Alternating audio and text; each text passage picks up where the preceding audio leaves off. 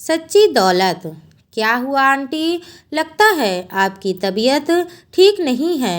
मेरी बेटी पलक ने दौड़कर हमारे पड़ोस वाले घर की मिसेस वर्मा को गिरने से बचाने के लिए पकड़ते हुए कहा।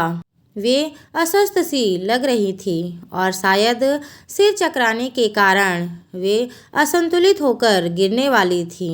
मिसेस वर्मा कुछ बोलती इससे पहले ही बेटी ने कहा, आंटी आपको तो तेज बुखार है। वर्मा अंकल कहाँ हैं? चलिए हम आपको अस्पताल ले जाकर डॉक्टर को दिखाते हैं। मिसेस वर्मा कुछ बोल ना सकी। उन्होंने अपने घर की ओर इशारा किया। इतने में ही वर्मा जी पलक की आवाज़ सुनते ही अपने घर से तेजी से दौड़ते हुए आए। उन्होंने घबराई हुई मुद्रा में पूछा, क्या हुआ? मैं तो तुम्हें इस चबूतरे पर बैठाकर गाड़ी निकालने गया था। पलक बोली, अंकल आंटी को काफ़ी तेज़ बुखार है, इसी वजह से शायद इन्हें चक्कर आ गया और यह गिरने ही वाली थी कि मैंने इन्हें पकड़ लिया। इन्हें तुरंत डॉक्टर को दिखाना चाहिए। मैं पापा को बुलाती हूँ। हम अभी डॉक्टर के पास चलते हैं। पलक ने आवाज़ देकर मुझे बुलाया। बाहर आने पर मुझे सारी स्थिति की जानकारी हुई। मैंने पलक से हमारे अपने घर से पानी की बोतल, गिलास, ग्लूकोज लाकर मिसेस वर्मा को पिलाने को कहा। मैंने वर्मा जी से कहा, जब तक पानी लेकर आती है और मैं गाड़ी निकालता हूँ तब तक आप भाभी जी का ध्यान रखिए। मैंने गाड़ी निकाली। वर्मा जी और पलक मिसेस वर्मा को बीच में बैठाकर सहारा देते हुए पीछे वाली सीट पर बैठे। हम चारों गाड़ी से अस्पताल के आपातकालीन विभाग में पहुँचे। डॉक्टर ने मिसेस वर्मा का चेकअप किया और उन्हें स्वास्थ्य संबंधी कब और क्या समस्या है इनकी जानकारी दी। इसके पश्चात उनके उपचार में उनको कुछ इंजेक्शन देकर इंट्रावेंस ग्लूकोज देने के लिए बोतल चढ़ाने की प्रक्रिया शुरू कर दी गई। डॉक्टर के अनुसार मिसेस वर्मा को डिहाइड्रेशन हो गया था, इसलिए रिहाइड्रेट करने के लिए चिकित्सीय देखरेख में उन्हें अस्पताल में रोकना अनिवार्य था। डॉक्टर के अनुसार उन्हें पहले ही आ जाना चाहिए था। कभी कभी देरी होना घातक हो जाता है। डॉक्टर ने उन्हें आपातकालीन विभाग से वार्ड में भेजने के साथ ही आवश्यक दवाइयाँ लेकर आने को कहा। मैंने वर्मा जी और पलक को उनके साथ वार्ड में चलने को कहा और स्वयं दवाइयाँ लेने के लिए मेडिकल स्टोर चला गया। डॉक्टर के द्वारा लिखी गई सभी दवाइयाँ मैं मेडिकल स्टोर से लेकर आ गया।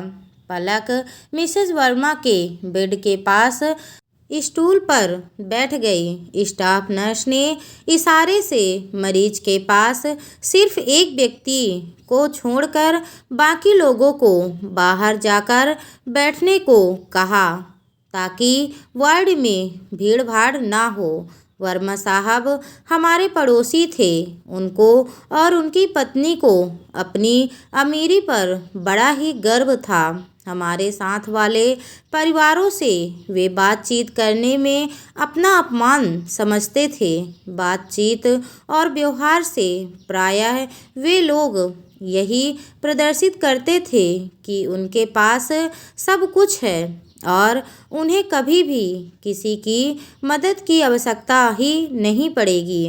वे पैसा फेंको तमाशा देखो वाले सिद्धांत को मानने वाले व्यक्ति थे। मिसेस वर्मा भी गली में अपनी चर्चा के दौरान कहती थी कि इस गली में हमारे पतिदेव की सैलरी के बराबर किसी की भी सैलरी नहीं है। गांव में भी हमारे पास जितनी प्रॉपर्टी है उतनी प्रॉपर्टी हमारी इस गली में तो क्या पूरे मोहल्ले में भी किसी के पास नहीं होगी। उनके अनुसार उनके स्टैंडर्ड के हिसाब से यह गली ही नहीं है। वे बताती कि हम तो बड़ी वाली गाड़ी लेने को हैं, लेकिन यहाँ गलियाँ इतनी पतली हैं कि गाड़ी इन गलियों में कैसे निकलेगी, इसलिए वह नहीं ले रहे हैं। वह तो जब बोलना शुरू करती हैं तो ऐसा लगता है कि उन्हें केवल बोलना ही है। बोलते समय ज़्यादा सोच विचार में भी अपना वक्त बर्बाद नहीं करती थी। अपनी अमीरी का यशगान करने में शायद उन्हें बड़े ही आत्मिक सुख की अनुभूति होती थी। एक बार वह अपने शाही खर्चे का बखान करते हुए बता रही थी कि हमारा बेटा 1 महीने में 3,000 रुपये से ज़्यादा के तो कोल्ड ड्रिंक ही पी जाता है। तब पलक ने उनसे कहा था, आंटी 10 रुपये प्रति बोतल के हिसाब से 3,000 की 300 बोतलें हुई। 1 महीने में 30 दिन होते हैं। इस हिसाब से एक दिन में 10 बोतलें उसके हिस्से में आती है। अब आपका बेटा एक दिन में ये 10 बोतलें कैसे पीता है? 24 घंटे में कितने घंटे सोता है, कितने घंटे जागता है? 10 बोतल रोज़ ख़त्म करने के लिए उसने अपना क्या रूटीन तय किया हुआ है? अगर वह इतना कोल्ड ड्रिंक पी लेता है तो यह उसके स्वास्थ्य के लिए भी यह बहुत ही नुकसानदायक है। योग गुरु स्वामी रामदेव जी तो कहते हैं कि ठंडा मतलब टॉयलेट क्लीनर। मिसेस वर्मा ने झूठ पकड़ने पर भी झुकना तो सीखा ही नहीं था। ऐसे मौके पर भी मुस्कुराते हुए अपने घर के अंदर घुस जाती थी। वैसे वे तो आसपास लोगों से बात करना भी अपनी प्रतिष्ठा के खिलाफ समझती थी। सामान्यतया किसी से बात भी तभी करती जब उन्हें सेखी बघारनी होती थी। आसपास के लोग उनकी इस आदत से भली भांति परिचित थे। तभी तो जब वह अपनी हाँक रही होती है तो तब उनकी बात कोई भी गंभीरता से नहीं सुनता था। मिस्टर वर्मा उनसे भी 4 कदम बढ़कर थे। वे शायद ही कभी किसी से बात करते थे। किसी के सुख दुख उन्हें कुछ लेना देना नहीं था। अपने घर से बाहर निकलते समय या बाहर से आते हुए घर में प्रवेश करते समय वह किसी की तरफ आंख उठाकर भी नहीं देखते थे। किसी से मेल जोल का तो कोई सवाल ही नहीं था। वर्मा दंपति का शायद यही विचार था कि उनके पास बहुत सारा पैसा है। आज के समय पैसे की मदद से कुछ भी किया जा सकता है। अगर आपके पास पैसा है तो उससे आप दुनिया की कोई भी सेवा प्राप्त कर सकते हैं। सीधा सा सिद्धांत है कि पैसा फेंको तमाशा देखो। शायद इसीलिए वे किसी से कोई संबंध नहीं रखना चाहते थे। उनका ऐसा मानना था कि लोग अमीरों से संबंध अपने लाभ के लिए ही बनाते हैं। हर किसी को अपने संबंध अपने समान स्तर वाले लोगों से ही बनाने चाहिए। उनके पास पैसा चाहे जितना हो, लेकिन वे रिक्शे वाले से, सब्जी वाले से, फल वाले से या अन्य जिस किसी की सेवा लेते उससे तो 2-4 रुपए के लिए भी लंबी बहस करने पर उतर आते थे। और इस बहस में वह अपनी अमीरी को बढ़ा चढ़ाकर वर्णन करके पूरे मोहल्ले को जानकारी करवा देते थे। बहस करते करते वह गाली गलौज और झगड़े पर उतर आते थे और इस क्रम में एक नहीं बल्कि अनेक बार उनकी पिटाई भी हो चुकी थी। मोहल्ले का कोई भी आदमी उनके झगड़े के बीच कोई समझौते की बात या उनका पक्ष लेने के लिए सहमत नहीं हो उठता था, क्योंकि उनके व्यवहार सभी लोगों को भली भांति परिचित हो चुके थे। अपने बच्चों के साथ भी उनके संबंध मधुर नहीं थे। बेटी शादी के बाद दूसरे शहर अपने ससुराल चली गई और उनका इकलौता बेटा शहर में ही कहीं दूर किराए पर रहता था। बच्चे केवल त्योहार आदि पर आ जाते थे। शायद उन्हें अकेले रहने में भी ज़्यादा शांति और संतुष्टि का अनुभव होता था। पहले जब बच्चे साथ रहते थे तो बच्चों को डांटने फटकारने की उनकी आवाज़ अक्सर सुनाई देती रहती थी। बच्चों के जाने के बाद उनके घर पर काम करने के लिए जो बाई आती थी उसके काम में मीन मेख निकालना उनकी आदत थी। अक्सर वे उसे डांटने के बहाने ही तो अपनी अमीरी का यशगान करके संतुष्टि का अनुभव करते थे, क्योंकि लोगों से उनकी बातचीत ना के बराबर होती थी और आसपास के लोगों को उन्हें अपनी यश गाथा गाने का सामान्यतया अवसर ही प्राप्त नहीं होता था।